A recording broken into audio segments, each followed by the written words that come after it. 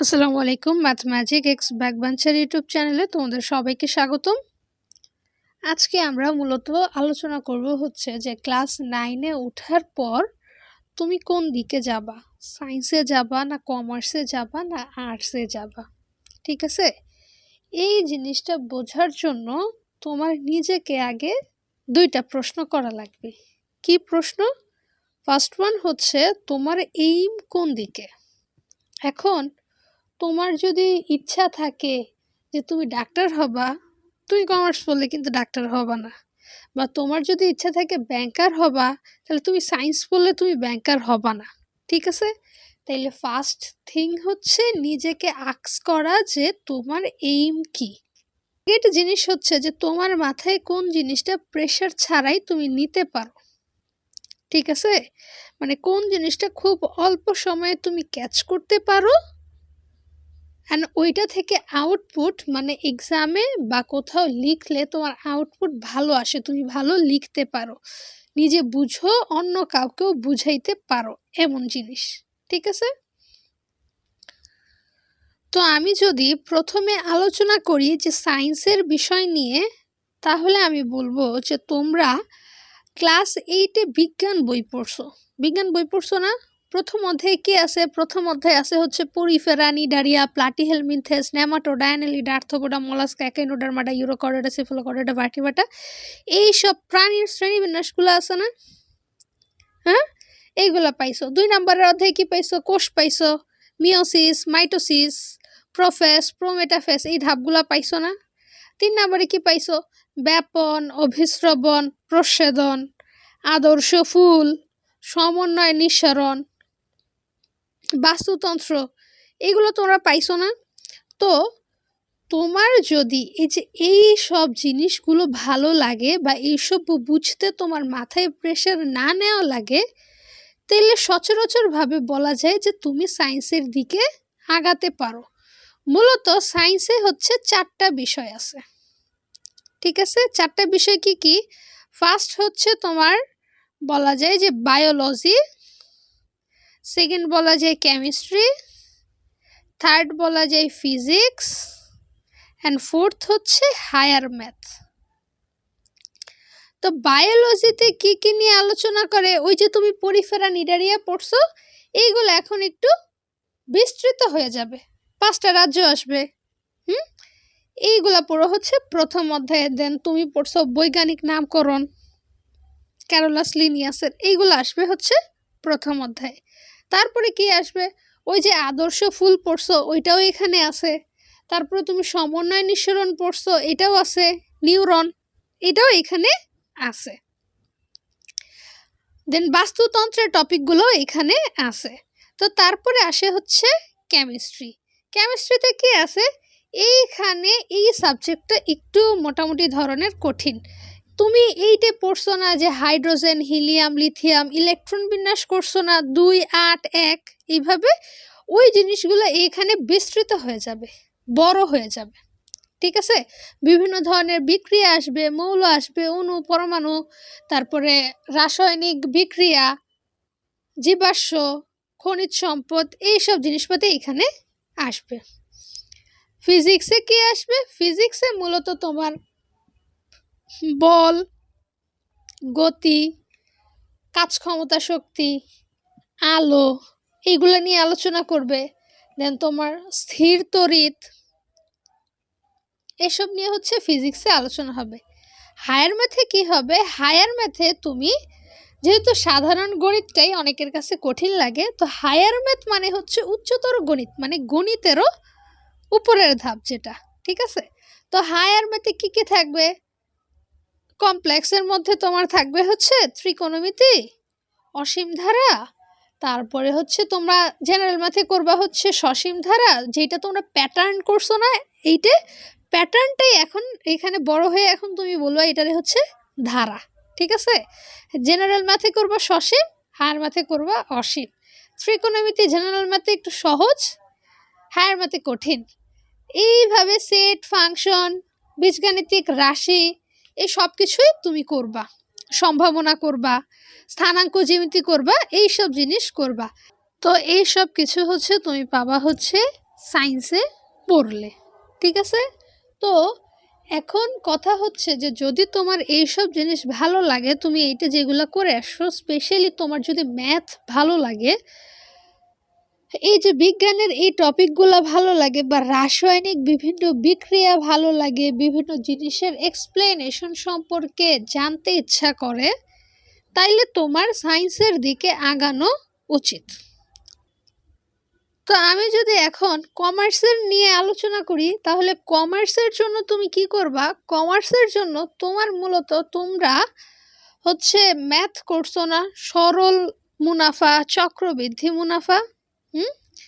তো এইখানের একটা সাবজেক্টের অধিকাংশ অংশ জুড়াই এই মুনাফার অঙ্কগুলাই আছে। তবে তোমরা শুধু সরল মুনাফায় বিস্তৃতভাবে করছো, চক্রবৃদ্ধি খুব সামান্য করছো।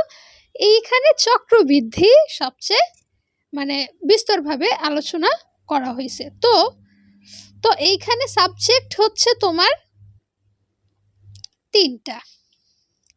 কি কি? প্রথমে হচ্ছে অ্যাকাউন্টিং, দেন হচ্ছে ফিন্যান্স, তারপরে হচ্ছে ব্যবসায় উদ্যোগ। ঠিক আছে? তো অ্যাকাউন্টিংয়ে কি আলোচনা করা হয়? অ্যাকাউন্টিংয়ে মূলত তোমার বিভিন্ন ধরনের, তোমার একটা ব্যবসায় প্রতিষ্ঠানের এখানের মূলত 2টা টার্মই আছে, একটা হচ্ছে ডেবিট আর একটা হচ্ছে ক্রেডিট। এই টার্মগুলোতে তোমার মূলত বোঝায় যে একটা ব্যবসায়িক প্রতিষ্ঠানে কোন লেনদেনগুলো হচ্ছে ডেবিট সাইডে লিখবো, কোনগুলো হচ্ছে ক্রেডিট সাইডে লিখবো।